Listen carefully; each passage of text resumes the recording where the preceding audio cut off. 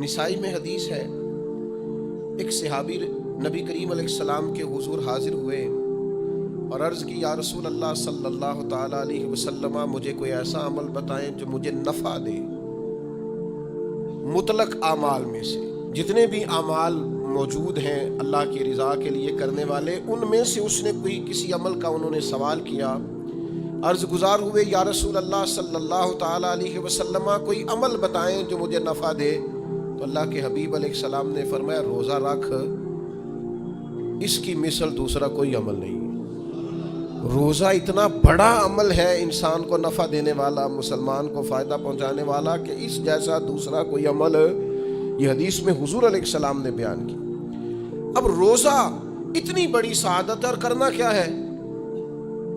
اللہ کے حکم سے کھانا پینا۔ جس وقت اس نے کھانے سے روک دیا اس وقت رک جانا ہے، جس وقت اجازت دی ہے اس وقت کھا لینا ہے، لیکن نفع اتنا ہوگا کہ حضور فرماتے ہیں اس جیسا دوسرا عمل ہی کوئی نہیں، اتنا فائدہ مند کام ہے۔ روزے بڑی غنیمت ہے، رمضان المبارک کا مہینہ بڑی سعادت ہے۔ آپ اندازہ فرمائیے کہ نبی پاک علیہ السلام نے حضرت سلمان فارسی رضی اللہ تعالیٰ عنہ فرماتے ہیں، رمضان سے ایک دن پہلے خطبہ دیا تھا باقاعدہ، اور ہمیں حضور نے رمضان کی عظمتوں سے آگاہ کیا۔ رمضان المبارک سعادت افروز گھڑیاں ہوتی ہیں، اس کا لمحہ لمحہ برکت ہوتا ہے، اس کی ایک ایک ساتھ خدا کا انعام لے کے آتی ہے۔ رمضان المبارک کی ایک ایک گھڑی بخشش، مغفرت، اللہ کی عطا، اللہ کا کرم، اللہ تبارک و تعالیٰ کی رحمتوں سے بھرپور ہوتی، ایسے جیسے چاروں جانب خدا کی رحمت کا می برس رہا ہوتا ہے۔ بس جن کی جھولیاں پھیلی ہوئی ہوں گی اور جن کے دامن کھلے ہوئے ہوں گے، وہ اپنے دامن رحمت الہی سے بھرپور کر لیں گے۔ لیکن سادی سی بات ہے بھائی، جو آدمی سویا رہے، غافل رہے، اٹھ کے اپنے کمرے کا دروازہ ہی نہ کھولے، تو سورج جتنا مرضی چمک رہا ہو اسے کوئی فائدہ حاصل ہوتا نہیں، اسے کوئی روشنی نصیب ہوتی نہیں، کیونکہ وہ تو اٹھا ہی نہیں، جاگا ہی نہیں، بیدار ہی نہیں ہوا۔ صبح کی آب و ہوا بڑی ٹھنڈی ہوتی ہے، بڑی صحت افزا ہوتی، لیکن اگر کوئی لوگ غافل ہی رہے اس میں، اور صبح اٹھے ہی نہ، سیر کرے ہی نہ، فجر کو نکلے ہی نہ، اس کی غفلت اس پر طاری رہے، تو جتنا مرضی صبح کا سویرا ہو، جتنی مرضی راحتیں اور رحمتیں ہوں، اسے اس سے نفع حاصل ہوتا وہ تو اسی کو ہوگا جو اٹھے گا، آنکھ کھولے گا۔ تو اچھی طرح سمجھ لیجئے گا، رمضان المبارک کی سعادتیں اتنی بڑی ہیں، برکتیں اتنی زیادہ ہیں کہ حضور علیہ السلام نے فرمایا، نفل کا ثواب فرض کے برابر، فرض کا ثواب 70 گنا بڑھا کے دیا جائے گا۔ لیکن اگر کوئی غافل کا غافل ہی رہا، اس بیچارے کا موبائل رمضان میں بھی بند نہیں ہوا، لا یعنی بے مقصد بے معنی چیزیں، لغویات اور عبث چیزوں میں اس نے رمضان بھی گزار دیا، تو سعادتیں تو برس رہی تھیں، سورج تو نور کا چمک رہا تھا، روشنی تو پھیل گئی، سعادت افروز گھڑیاں تو آ چکی تھیں، پر اس نے اپنی آنکھ کو ہی نہیں کھولا، غافل کا غافل رہا، تو اسے کچھ میسر آ سکتا، کچھ غفلت دور کرنی پڑے گی۔ اب دیکھیے، ہمارے ہاں محفل ہوتی ہے، لوگ گلیاں سجانی شروع کرتے ہیں 1 یا 2 دن پہلے۔ کسی گھر میں شادی ہوتی ہے تو لوگ گھر کا آنگن، صحن، چھت اور سامنے والی دیوار سجانا شروع کرتے ہیں 2-3 دن پہلے، اس سے زیادہ نہیں۔ بڑی خاص بھی کوئی محفل ہو تو 1-8 دن پہلے لائٹنگ لوگ کرتے ہیں کہ پتہ چلے یہاں ذکر رسالت مآب صلی اللہ تعالیٰ علیہ وسلم کیا جائے گا، اور یہاں حضور کے تذکار کیے جائیں گے۔ 2-4 دن پہلے اگر کہیں لائٹنگ ہو جائے تو لوگ کہتے ہیں یار کوئی کمال ہی بات ہے کہ اتنے دن پہلے یہاں اتنی روشنیاں نظر آ رہی ہیں، کوئی انفرادی کام ہے، اس پر نظر جاتی ہے۔ آپ ذرا رمضان کی شان تو دیکھیں، حضور فرماتے ہیں سارا سال جنت سجائی جاتی ہے، کس لیے؟ حضور فرماتے ہیں رمضان المبارک کے لیے، سارا سال جنت سجا دی جاتی، اس کو تیار کیا جاتا ہے رمضان کی سعادت افروز گھڑیوں کے لیے، ان مقدس ایام کے لیے جو لے کر رمضان سایہ فگن ہوتا ہے، اس کے لیے پورا سال جنت کو سجایا جاتا ہے، تزئین و آرائش کی جاتی ہے، اور رمضان آتا ہے تو کریم کے کریمانہ فیصلے ہونے شروع ہو جاتے ہیں۔ کریمانہ فیصلے. ایک کریمانہ فیصلہ ہوتا ہے کہ دوزخ کے دروازے بند کر دو اور جنت کے سارے ہی دروازے کھول دو. اس کو راستہ کیا گیا ہے. پھر آپ کو پتہ ہے ایک انوکھی بات بھی آپ سے کرنی ہے. قانون نافذ کرنے والے اداروں کو نا مجرموں کا پتہ ہوتا ہے. ان کو پتہ ہوتا ہے کس کسی جگہ کچھ فسادی لوگ ہیں. وہ دیکھتے ہیں نا ملک میں کوئی خاص مہمان آ رہا ہے جو ملک کے لیے فائدہ مند ہے اور وطن کے لوگ اور وطن کو اس سے فائدہ ہوگا, استفادہ کریں گے لوگ اس کے آنے سے. وہ کیا کرتے ہیں, ان فسادیوں کو پہلے بند کر دیتے ہیں. کہتے ہیں ایسا نہ ہو کہ یہ آ کے کوئی خرابی کرے, وہ منع کر دیتے ہیں. تو یاد رکھ لیں, سمجھ لیں, حضور فرماتے ہیں شیطان کو بھی قید کر دیا جاتا ہے. رمضان آنے والا ہے تو اللہ شیطان کو قید کر دیتا ہے, جکڑ دیتا ہے. فرمایا رمضان آ رہا ہے اور میرے بندوں نے اپنی بخشش کرانی ہے, انہوں نے میری عبادت کرنی ہے, انہوں نے روزے رکھنے ہیں, انہوں نے آ کر کے اللہ کے حضور معافیاں مانگنی ہے. اور رمضان کی ہر رات میں 70 ہزار یا بلا مثال و بلا تشبیہ اللہ جانے کتنے بے حساب لوگوں کی رب نے بخشش کرنی ہے. تو یہ شیطان بڑا مکار ہے, یہ کھلا ہوا دشمن ہے, کوئی خرابی نہ کر دے لہذا پہلے اسے باندھ دو. خرابی نہ کرے کسی قسم کی, اسے باندھ دیا جاتا ہے. مہمان بھی آ گیا, خرابی کرنے والا بھی باندھ دیا, لیکن اگر فائدہ لینے والے پھر بھی فائدہ نہ لے تو پھر ان سے کہا جائے گا کہ تمہارے پاس اب کوئی بہانہ بچا نہیں ہے, اب تمہارے پاس کوئی کسی قسم کا عذر باقی نہیں ہے. اب تو یہ تھا کہ تمہیں بخشش کرانا چاہیے تھی, استغفار پڑھنا چاہیے تھی, دعائیں کرنا چاہیے تھی, قرآن مجید کی تلاوت کو کثرت سے کرنا چاہیے تھا. لیکن چونکہ اب تم یہ بھی نہیں کہہ سکتے کہ مجھے شیطان نے گمراہ کر دیا, وہ تو باندھ دیا گیا ہے. اب تو فسادی کو ویسے ہی کنٹرول کر دیا گیا ہے. اب بھی تم اگر سوئے رہے, اب بھی اگر تم نے غفلت کی, اب بھی چھوٹے موٹے بہانے کر کے تراویحاں چھوڑتے رہے, اب بھی ذرا سی سستیاں کر کے ادھر ادھر نکلتے رہے, اس کا مطلب یہ ہے کہ پھر تم استفادہ کر سکے, تم نے سستی کا مظاہرہ کیا, تم نے جان. اور آپ دیکھیں جب اتنے بندوبست کیے تمہارے لیے, ثواب بھی بڑھا دیا, اجر بھی بڑھا دیا, تمہارے لیے جو فساد پیدا کرنے والا شیطان تھا وہ بھی قید. لیکن اگر تم پھر بھی عمل نہ کرو, پھر بھی مسجد نہ ہو, تو پھر حدیث پاک سن لیں. اس طرز کی شاید یہ منفرد حدیث ہے کتب احادیث میں, اور تقریباً تمام کتب احادیث میں موجود ہے. حضور علیہ السلام نے نا صحابہ سے فرمایا سارے مسجد میں جمع ہو جاؤ میرے ممبر کے پاس. لوگ جمع ہو گئے. اللہ کے حبیب علیہ السلام نے ایک قدم ممبر کی سیڑھی پہ رکھا, فرمایا آمین. پھر دوسری سیڑھی پہ قدم رکھا تو فرمایا آمین. پھر تیسری پہ قدم رکھا تو فرمایا آمین. تو صحابہ کو بڑا تجسس ہوا, انہوں نے بعد میں عرض کی یا رسول اللہ صلی اللہ تعالی علیہ وسلم کرم فرمائے, بندہ نوازی کریں, ہماری رعایت کر دیں, یہ کیا معاملہ تھا؟ تو حضور فرمانے لگے میرے پاس حضرت جبریل امین حاضر ہوئے, یہ رحمت للعالمین نبی کی بات سنا رہا ہوں.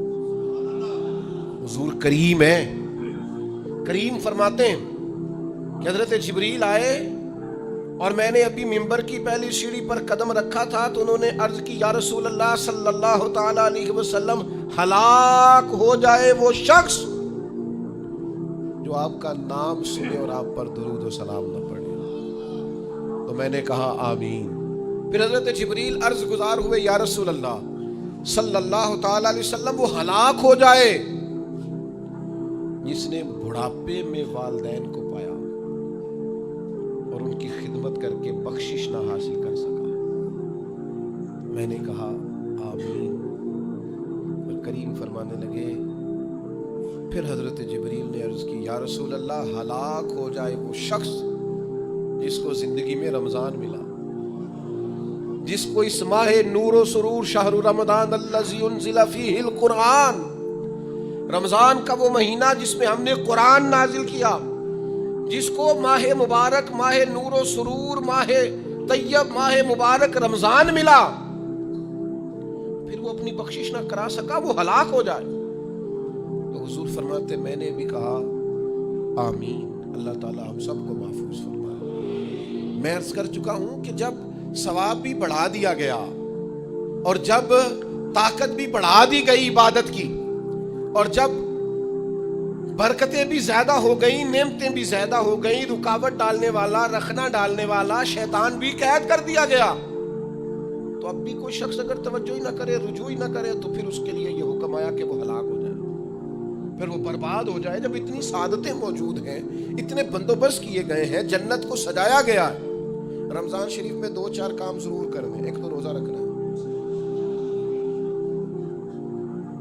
کچھ ہمارے پنجابی بہانے بھی ہیں، پنجابی بہانے، میں نہیں مزدوری کرنی ہوتی ہے، نہ پھر روزہ تو نہیں نہ رکھ ہوتا۔ اللہ نے نہیں سی پتا کہ مزدوری کرنی ہے، تو اللہ نے کیوں فرض کیا روزہ؟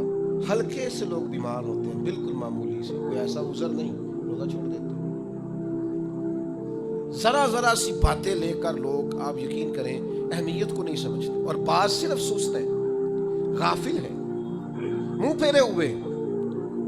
اگر یہ ایک حدیث سمجھ میں آ جائے نا، ترغیب و ترہیب میں اور دیگر کتب حدیث میں بھی موجود ہے، حضور نے فرمایا جس نے رمضان کا ایک روزہ چھوڑ دیا، زندگی بھر بھی روزے رکھے، وہ فضیلت نہیں پا سکتا جو رمضان کا روزہ سے فضیلت اسے ملنی تھی۔ اتنی بڑی بات ہے، آپ اس کو سمجھ لیں، اتنی سعادت افروز روزے ہیں رمضان کے۔ تو کوشش کریں، اپنے آپ کو مینج کریں، مینٹین کریں چیزوں کو، اپنی صحت کا خیال کریں۔ میں تو دوستوں سے کہا کرتا ہوں، رمضان سے پہلے جو ایام ہے، پہلے سے بڑھ کر اپنی طبیعت کا خیال رکھیں، تاکہ رمضان میں کوئی کسی قسم کی طبیعت میں بھی کمزوری پیدا نہ ہو، اور صحیح صحت مندی کے ساتھ انسان رمضان شریف کے روزے گزار سکے۔ دوسری بات ہے، رمضان میں خوب قرآن مجید پڑھنا۔ شہر رمضان الذی انزل فیہ القرآن، رمضان ہی کا تو وہ مہینہ ہے جس میں قرآن نازل کیا گیا۔ نبی کریم صلی اللہ تعالیٰ علیہ وسلم رمضان المبارک میں حضرت جبریل امین علیہ السلام کے ساتھ قرآن مجید کا دور فرمایا کرتے۔ حضور حضرت جبریل کو پارہ سناتے اور جناب جبریل نبی کریم علیہ السلام کو سناتے۔ یہ دور ہوتا ہے قرآن مجید کا۔ اللہ نے کتنی زیادہ توفیق دی ہے، ہر مسجد میں تراویح میں قرآن پڑھا جاتا ہے۔ تھوڑی ہمت کریں، تھوڑی کوشش کریں۔ ہمارے بزرگ فرمایا کرتے تھے، ایک پارہ گھر میں پڑھا کرو قرآن مجید کا، تاکہ تمہیں دیکھ کے بچے بھی پڑھیں، اور ایک پارہ مسجد میں تلاوت کیا کرو، اور ایک رات کو تراویح میں 3 پارے روز قرآن مجید کے ہو جائیں گے، تو انشاءاللہ تعالی رمضان ختم ہوگا تو 3 قرآن پاک بھی ختم ہو جائیں گے۔ یہ ارادہ کریں، یہ پروگرام بنائیں، خوب قرآن مجید سے دلچسپی پیدا کریں۔ تیسرا کام رمضان میں جو کرنے والا وہ ہے کثرت سے استغفار۔ کچھ غلطیاں نا ہم کرنا نہیں چاہتے، ہم سے ہو جاتی ہیں۔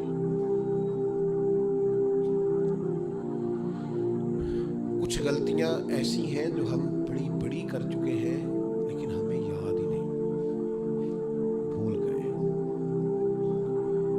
کچھ خطائیں ہم سے ایسی سرزد ہوتی ہیں جو لاشعوری میں ہو جاتی، ہمیں سمجھ نہیں ہوتی کہ یہ خطا ہے اور اتنی بڑی ہے۔ کسی شخص کو بعض اوقات کوئی ایسی بات کہہ دیتے ہیں کہ ہماری نظر میں وہ بات معمولی ہوتی ہے، پر وہ بیچارہ ساری رات سو نہیں سکتا۔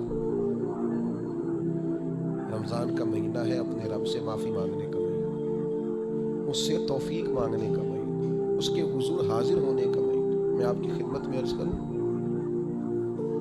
حضرت عائشہ صدیقہ فرماتی ہیں، نبی پاک نے فرمایا صلی اللہ تعالی علیہ وسلم، جس سے اللہ نے قیامت والے دن حساب پوچھ لیا نا، اس کے لیے مشکل ہو جائے گا۔ حساب بھائی یسیرہ یہ ہے کہ وہ مہربانی فرمائے، اور فیصلہ جب کرے تو کرے ہی درگزر والا، فرمائے جا تجھے معاف کیا۔ رمضان کا خاص مہینہ، سحری میں بھی دعا قبول ہوتی ہے، افطار میں بھی دعا قبول ہوتی ہے، صبح سے لے کے افطاری تک بندہ ہر وقت عبادت میں ہوتا ہے۔ تراویح کے بعد بھی دعائیں مانگے تو وقت قبولیت کا ہے۔ میرے بھائیوں، رمضان کی راتیں بھی قبولیت کی، آخری طاق راتوں کی شان قبولیت کی، لیلۃ القدر قبولیت کی۔ اس دفعہ جھک نہ جائیں اس کی بارگاہ میں سجدے میں، رو رو کے معافی مانگ نہ لیں اس سے۔ ہم برے نہیں ہیں، چاہتے نہیں ہیں، پر ہمارے وجود سے کچھ غلطیاں ہو جاتی ہیں، ہمارے سینوں میں کچھ پچھتاوے ہیں، کچھ من میں باتیں۔ اس دفعہ اس کے حضور عرض نہ کریں کہ کچھ کمیاں رہ گئی ہیں، دل نہیں کرتا تھا ایسا ہو، پر انجان تھے، نہ چاہتے ہوئے بھی کمزوریاں ہو گئی۔ رمضان آ رہا ہے، बड़ा गोल्डन चांस है, बड़ा खूबसूरत मौका। भाइयों, रमजान की हर शहरी के बाद रब से माफी मांगे। आपको पता है इतनी बड़ी उम्मत मुस्लिमा, लेकिन हर गली में कमजोर है, हर जगह रुस्वाइयां हमारे साथ चिमटी हुई है। हम चाह के भी अपने भाइयों की मदद नहीं कर सकते। मेरे पास ऐसे ऐसे जवान आते हैं जो कहते हैं हमें बताएं ना हम फलस्तीन के लिए क्या कर सकते, हमें बताएं ना। ये हमारी बेबसी, ये हमारी गलतियों का नतीजा है। तो खूब इस्तिग़फ़ार करें, अपनी कोताहियों की माफ़ी मांगे। रमज़ान की हर सुबह में, हर शाम में, हर दिन में, हर रात मुसल्ले बिछा बिछा के अर्ज़ गुजार हों कि मालिक तू हमें माफ़ फरमा। और मैं आपसे एक और बात भी अर्ज़ करूँ, शेख अबुल हसन को मैं पढ़ रहा था, तो रोते जा रहे थे, रोते ही जा रहे थे, रोते ही जा रहे थे। एक शाम उनके कुछ लोगों ने उनसे कहा कि हुजूर इस कदर ज़्यादा आहुजारी, तो फरमाने लगे मेरी बस इतनी ख्वाहिश है कि जब मैं अपने रब से मिलूँ ना तो मेरा रब मुझे नाराज़ ना मिले। तो मैं हर वक्त इसलिए तड़पता हूँ कि मेरे अंदर जो कोताहियाँ मुझसे हो गई हैं, मेरा मालिक वो मुझे माफ़ कर दे। हमने कोशिश की है जिंदगी में माँ बाप की खिदमत करने की, लेकिन नहीं, हमसे उनके हक अदा नहीं हो सके।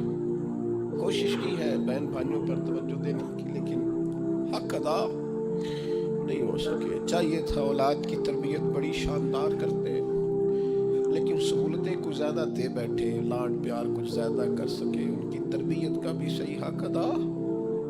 अल्लाह ने इज्जत ज़्यादा दी थी, जवाब में हमारी खिदमतें थोड़ी हैं। हम अपने रब की बारगाह की हाज़रियों के भी हक अदा नहीं कर सके। उसने हमें नवाजा ज़्यादा है, हमारा शुक्र कम है। हम उसका हक अदा करने का काम ये है मेरे भाइयों कि रमज़ान में खूब इस्तिग़फ़ार करें।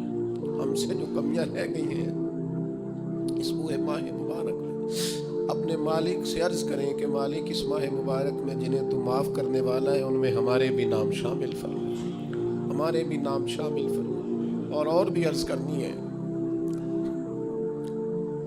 उनके लिए भी दुआएं करनी है रमज़ान में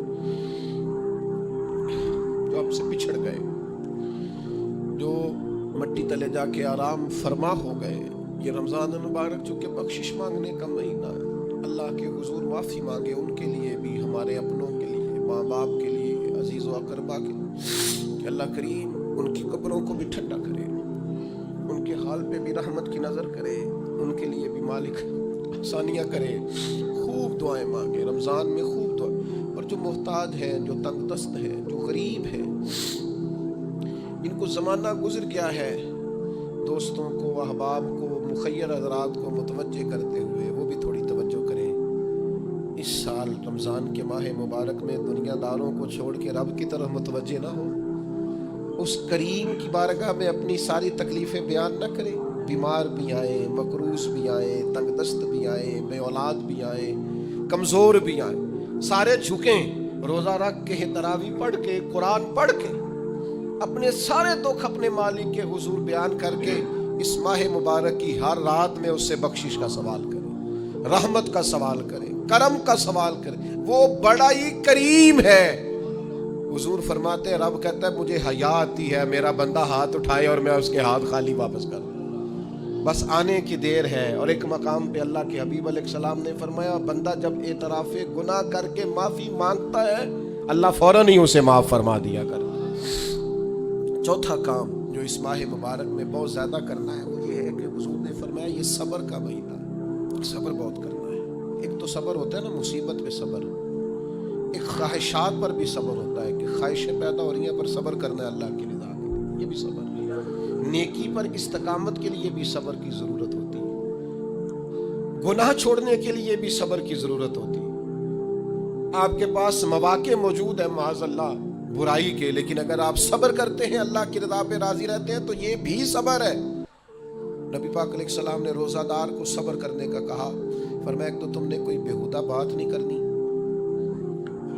कोई गालम गलोच नहीं करनी, और अगर कोई तुमसे लड़ाई झगड़ा करे, कोई बेहुदा बात करे, तो तुमने क्या कहना, इन्नी साइमुन मर्रतैन, तुमने نے 2 مرتبہ کہنا ہے بھائی میں تو روزہ دار ہوں. کوئی جھگڑا کرنا چاہے, لڑائی کرنا چاہے, برا بھلا کہے, کوئی الجھانا چاہے تو کہنا انی صائم ہوں, میں روزہ دار ہوں. یہ وظیفہ یاد کریں گے. کیا کہنا ہے؟ یہ وظیفہ ہے پورے رمضان کا. یہ بخاری میں حضور نے بتایا ہے. کوئی جھگڑا کرے گھر کے باہر بھی اور گھر کے اندر بھی, کوئی جھگڑا کرنے لگے, جھگڑا ہونے لگے تو کہنا انی صائم ہوں میں. اور ایک دفعہ نہیں کہنا, مرتین. حضور نے فرمایا 2 دفعہ کہنا میں روزہ دار ہوں, میں کوئی جھگڑا نہیں کروں گا, کوئی فساد نہیں کروں گا, کسی بےہودہ بات کا جواب نہیں دوں گا. کیوں؟ اس لیے کہ میری ایک شان ہے, میں روزہ دار ہوں. میں اس وقت ایک منصب پر فائز ہوں, میں روزہ دار ہوں. یہ وظیفہ پکانا ہے ہر بےہودہ بات سے, ہر جگہ. اور حضور علیہ السلام نے فرمایا, یہ بھی بخاری میں موجود ہے, فرمایا جس نے جھوٹ بولنا اور اس پر عمل کرنا نہیں چھوڑا, اللہ کو اس کے بھوکا پیاسا رہنے کی کوئی حاجت نہیں ہے. جھوٹ ہی نہیں چھوڑا اس نے, ابھی بھی جھوٹ بول رہا ہے, روزہ رکھ کے بھی جھوٹ پر عمل کر رہا ہے, اللہ تعالیٰ کو اس کے بھوکا پیاسا رہنے کی کوئی حاجت نہیں ہے. تو روزہ رکھنا ہے, پھر اس کی تھوڑی سی حفاظت بھی کرنی. پھر آگے چلیے, 5ویں گزارش. نبی پاک نے فرمایا رمضان غم خاری کا مہینہ. آپ کو پتہ ہے جو بندہ روزہ نہ رکھ سکے کسی خاص مجبوری کی وجہ سے, بیماری کی وجہ سے, کسی عذر کی وجہ سے, تو قرآن مجید نے کیا کہا, وہ ایک مسکین کو کھانا کھلائے. روزے کا فدیہ یہ ہے کہ پھر وہ کیا کرے, روزہ نہیں رکھ سکتا تو مسکین کی خدمت کرے. شرعی حکم یہ ہے کہ کسی نے اگر روزہ توڑ دیا رمضان کا تو 60 روزے رکھے کفارے میں. 60 نہیں رکھ سکتا تو پھر 60 مسکینوں کو کھانا کھلائے. تو بار بار روزے میں مسکین کا ذکر آ رہا ہے. نبی کریم صلی اللہ تعالی علیہ وسلم نے ارشاد فرمایا, جس شخص نے کسی روزہ دار کو افطاری کرائی تو اللہ تبارک و تعالی افطاری کرانے والے کی بخشش بھی فرما دے گا, اور فرمایا جتنا اجر روزہ رکھنے والے کو ملے گا اتنا ہی اجر اللہ افطار کرانے والے کو بھی عطا فرمائے گا.